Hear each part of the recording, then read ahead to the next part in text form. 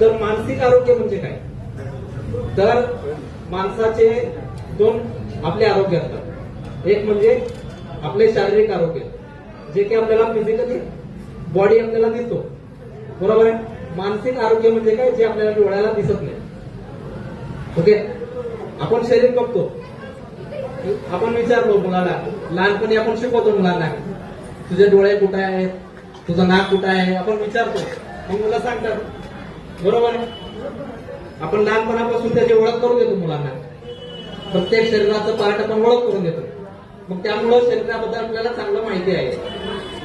मग त्या प्रकारे आपण मनाची ओळख करून देत नाही लहानपणापासून, बरोबर आहे. त्यामुळे आपल्याला कळतच नाही की मन काय आहे आणि मानसिक आरोग्य काय आहे.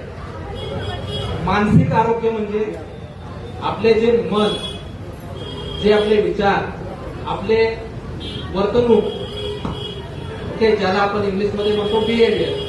आपण म्हणतो ना याचा बिहेवियर खूप चांगला नाही, म्हणतो ना बिहेवियर, आपले वर्तणूक, या सगळ्यांचं जे एक सांगड घालतो, या सगळ्या गोष्टींचा मिळून एक मानसिक आरोग्य म्हणतो. आध्यात्मिकता म्हणजे काय?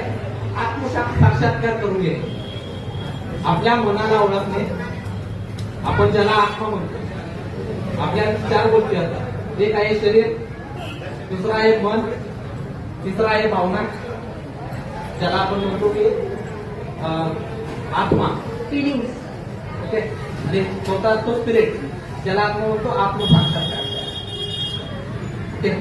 या गोष्टी आपल्याला समजून घ्यायला पाहिजे. आध्यात्मिक